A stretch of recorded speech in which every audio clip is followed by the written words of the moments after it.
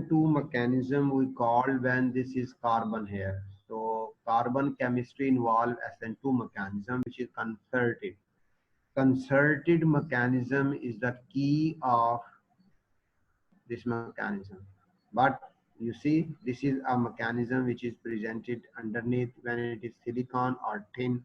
It follows entirely different. It involves an intermediate substrate, nucleophile, reacts to form intermediate, intermediate disintegrates to product. This is phosphated because this intermediate is not very much stable, right? It is not a stable intermediate. And these substrate and nucleophile are same. They show same kinetics, same configuration, change in configuration. You see in both cases, change in configuration, X leaves and Y is opposite. Both follows inversion in configuration. Both involve same kinetic data, but they follow different mechanisms. The very first is a concerted mechanism. When it is tin or silicon, it follows a stepwise mechanism, completes in 2 steps. First step is slow, second is fast rated. So I think this is clear to you all. So anyhow, uh,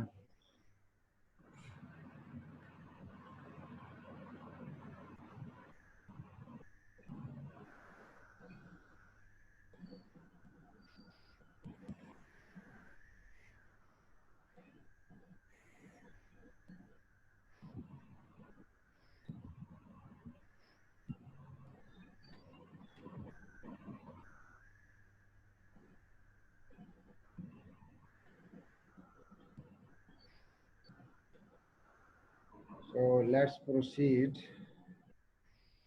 Stereochemical evidences. This is what I have highlighted in previous slide. That this is version in configuration. This entity is when transferring.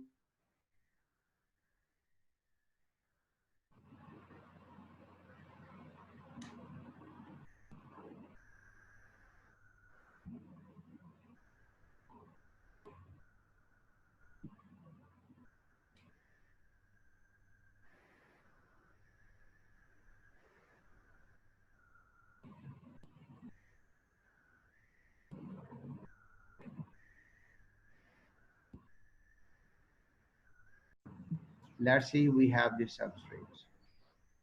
So you can see this is a simple substrate benzyl group. There is a methyl here, OH group is here, and this hydrogen is acting behind the plate. Now look at here, it's about this absolute configuration of this. This oxygen is first preference, this CH2, this is carbon, CH3. It has high preference because it further bonded with another carbon. So second group, third group priority. So you see this is clockwise. This is having a R absolute configuration. If let's see, if we react this with, this is called tosyl chloride. We have a toluene group attached with sulfonyl chloride. So sulfur double bond O double bond, how it is being generated. Toluene is when sulfonated sulfonic acid, right? So we get a OH here. When you have seen sulfonation already in previous steps. So just hold on.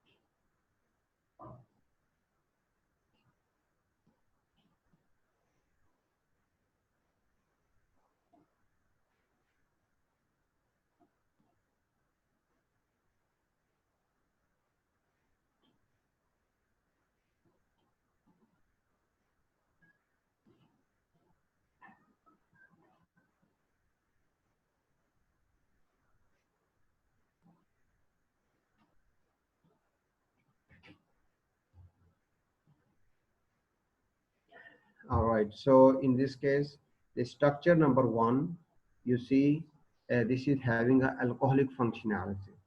So this alcoholic group, or sorry, I was talking about this sulfonyl. So if when we are reacting this toluene, you see toluene having a one group already present, this is ortho para director. So it shall produce sulfonation at ortho and para. Two products are produced. So we shall get a sulfonic acid at this position, OH.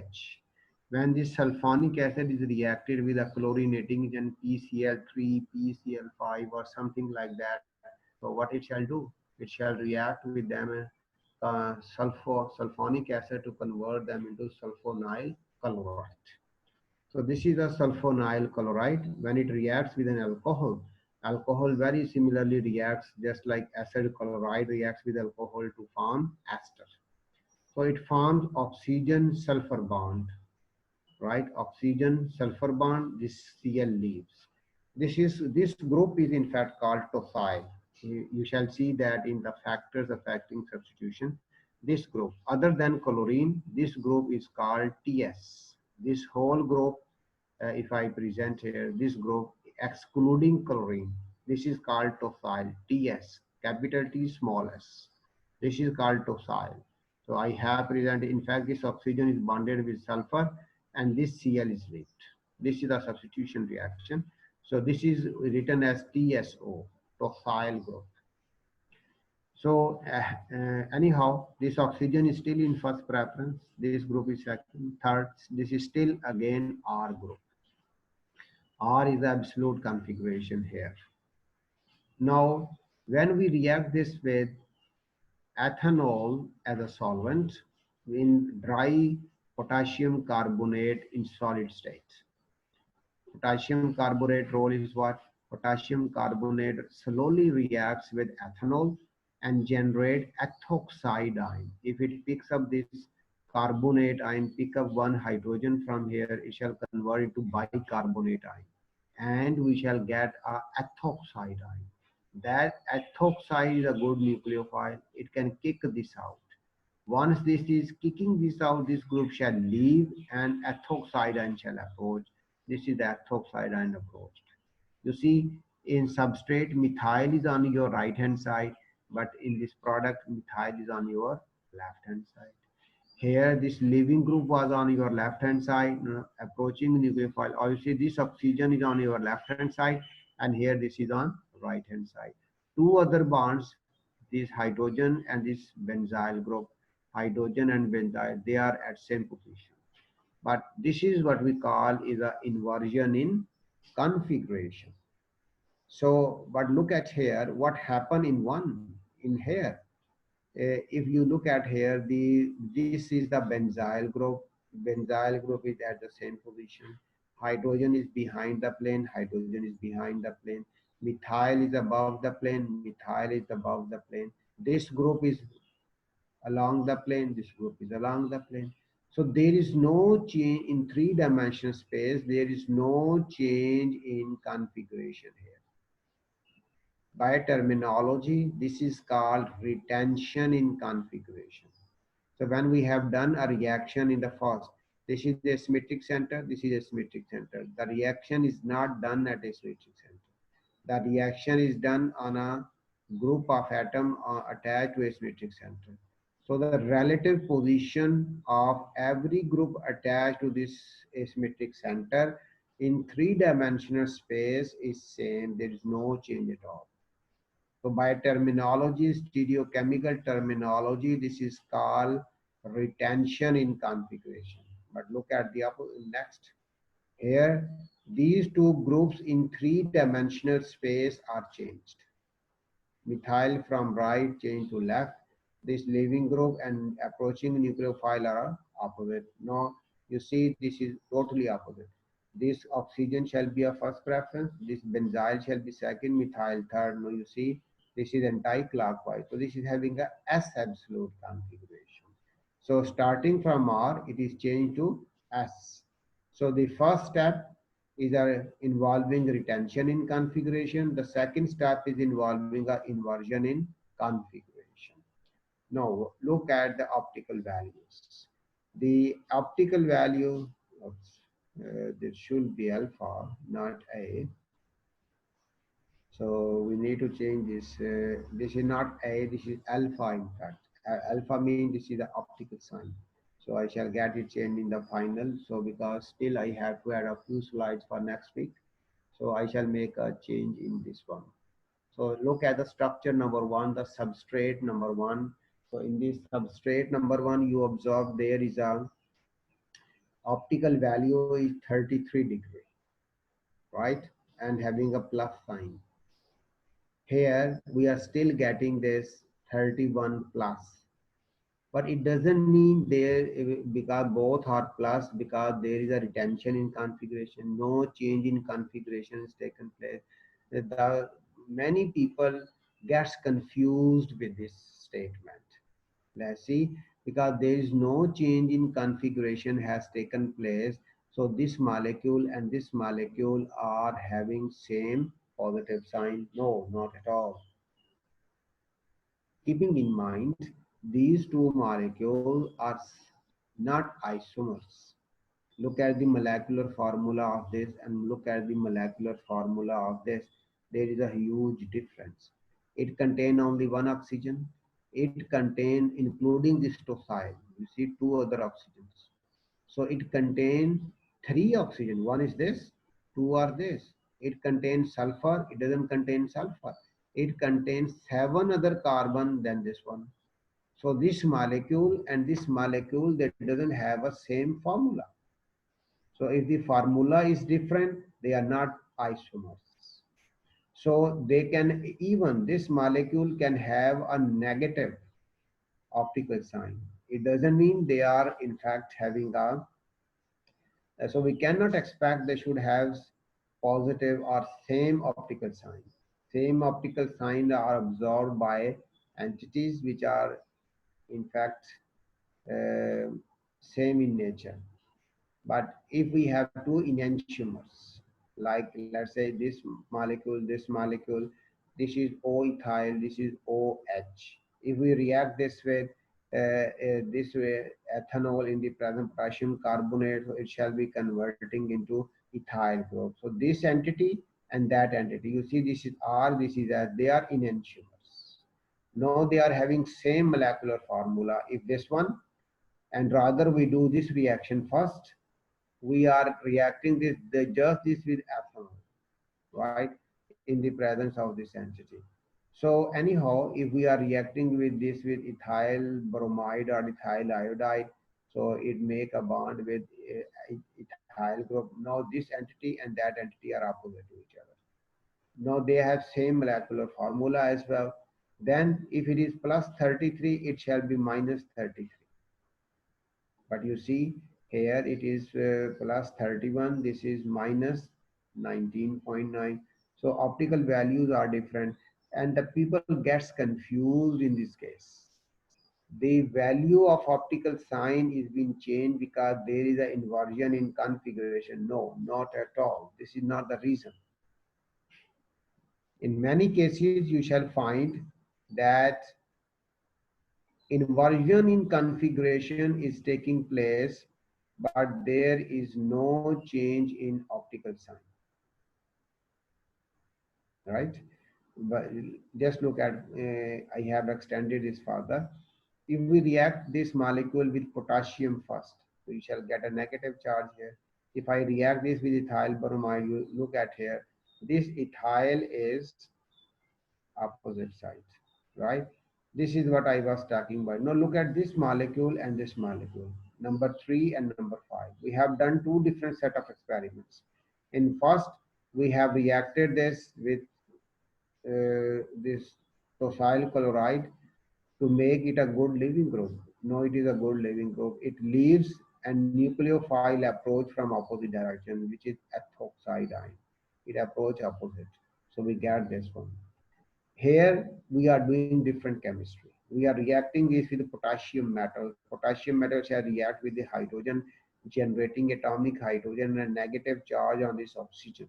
If we react this with ethyl bromide, so this O negative shall replace this bromine and making a bond with ethyl. Now look at here. So there is a retention in configuration in this molecule.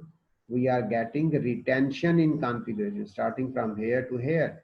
No change in configuration. But look at here, these two are exactly having same molecular formula. So we also observe they are enantiomers. If you look at this molecule and that molecule, they are mirror image of each. They are purely enantiomer. Two enantiomer always have opposite optical sign.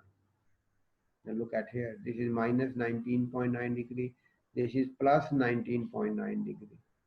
So this is the and only one relationship that we observe. Two enantiomers always have opposite sign. But if they are not isomers of each, so they can have same, they can have different. Both can be dextrorotatory, both can be levorotatory, one can be dextro, other can be levo.